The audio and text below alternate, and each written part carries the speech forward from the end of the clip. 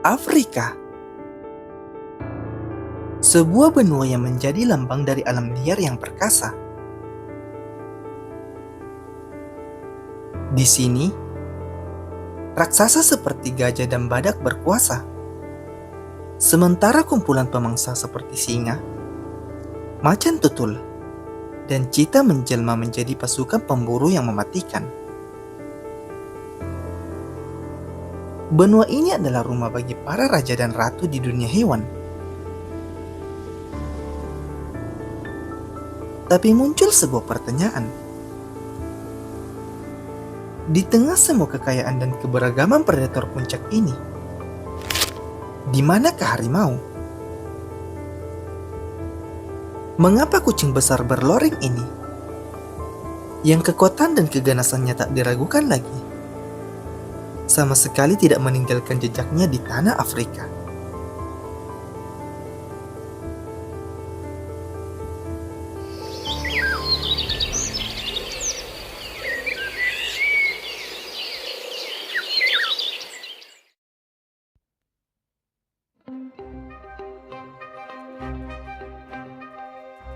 Ketidakhadiran harimau di Afrika bukanlah suatu kebetulan, melainkan hasil dari rangkaian peristiwa evolusi dan geologis yang membuat nenek moyang harimau terisolasi di Asia, sehingga tidak pernah memiliki kesempatan untuk bermigrasi dan bersaing di benua Afrika.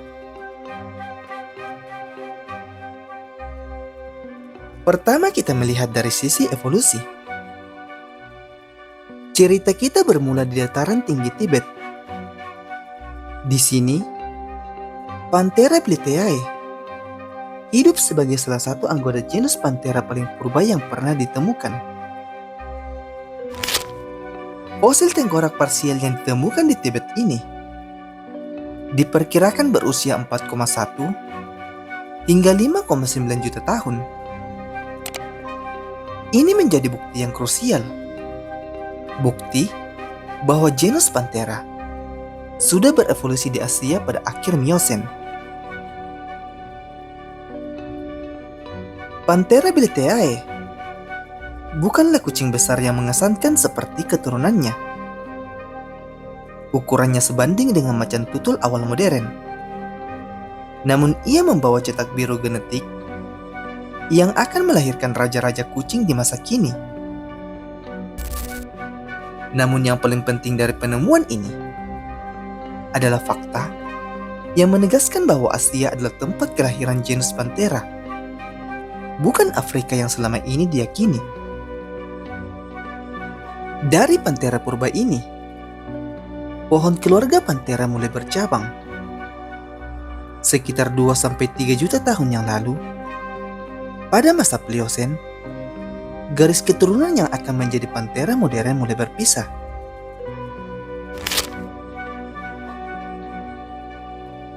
Evolusi mulai menulis cerita yang berbeda untuk keturunan mereka. Perbedaan mendasar dalam genetika dan adaptasi menjadi penentu nasib mereka. Untuk garis keturunan singa misalnya, ia memiliki kemampuan untuk toleransi iklim ekstrem yang lebih baik, kemampuan metabolisme air yang efisien untuk habitat kering, struktur sosial berkelompok yang tertanam dalam DNA, dan juga kekuatan untuk bertahan dalam perjalanan jarak jauh. Dengan kemampuan ini, nenek moyang singa memulai perjalanan epik saat koridor hijau Eurasia masih terbentang yang menghubungkan Asia dengan Afrika. Iklim yang lebih basah memungkinkan perjalanan antar benua. Mangsa besar seperti mamut dan bison bermigrasi melalui rute yang sama. Mereka bergerak seperti pasukan yang terorganisir, berkelompok, sistematis dan tak terbendung. Sedangkan untuk garis keturunan harimau, keadaan geologis menjadi penjara alami bagi harimau. Gurun Asia Tengah menjadi lautan pasir tak berujung yang menjadi tembok tak tertembus. Pegunungan Himalaya menjadi atap dunia yang membatasi pergerakan ke selatan. Selain itu, kebutuhan akan air menjadi rantai yang mengikat mereka untuk tetap dekat dengan sumber air seperti sungai dan danau. Evolusi harimau juga dirancang untuk hidup di vegetasi yang lebat. Tubuhnya dilengkapi dengan loreng pada tubuhnya yang besar. Garis-garis ini berfungsi untuk memecah bentuk tubuh yang besar.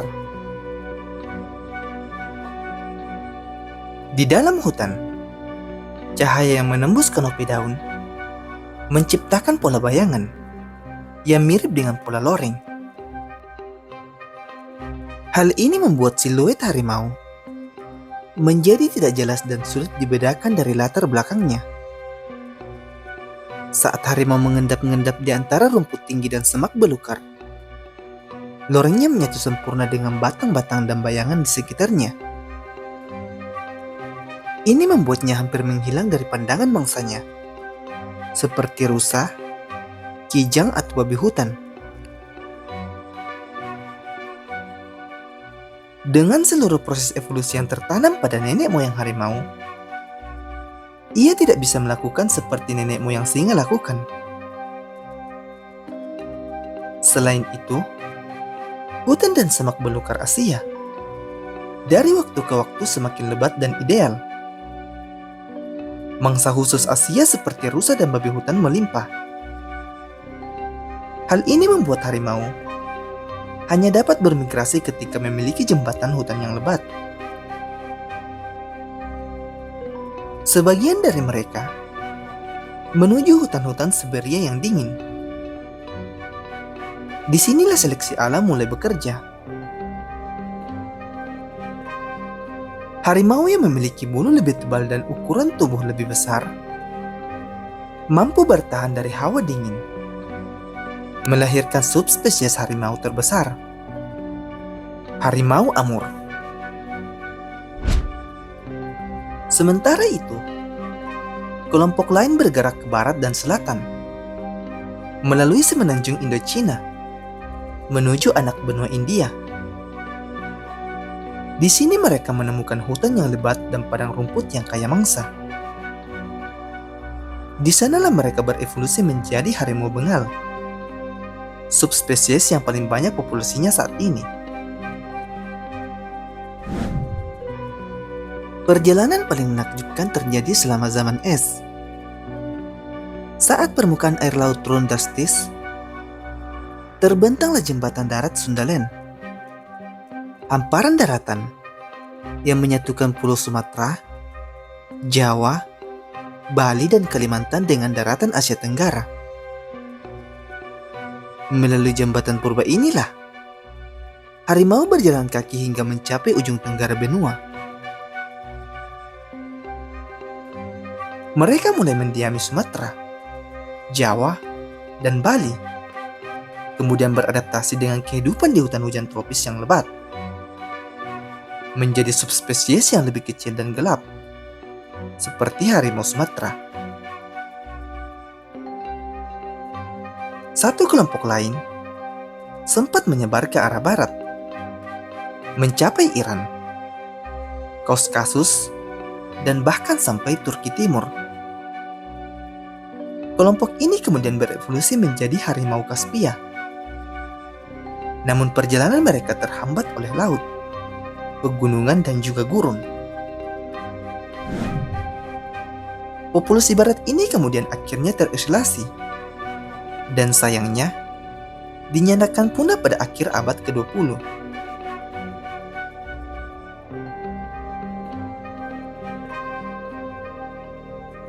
Pada akhirnya, pertanyaan mengapa dia hanya bertahan di Asia merupakan sebuah perjalanan panjang.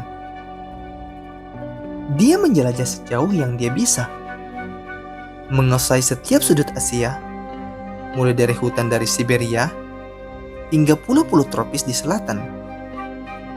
Namun takdirnya telah ditentukan oleh kehebatannya sendiri, kesempurnaannya sebagai ahli penyergap di hutan. membuatnya tidak cocok untuk menjadi penjelajah di padang terbuka. Gurun, pegunungan, dan lautan menjadi tembok alam yang memagari tahtanya. Dia tidak seperti sepupunya sang singa yang berkelana hingga ke Afrika. Sang harimau memilih untuk menjadi penguasa yang tak terbantahkan di sebuah kerajaan yang disebut dengan hutan Asia.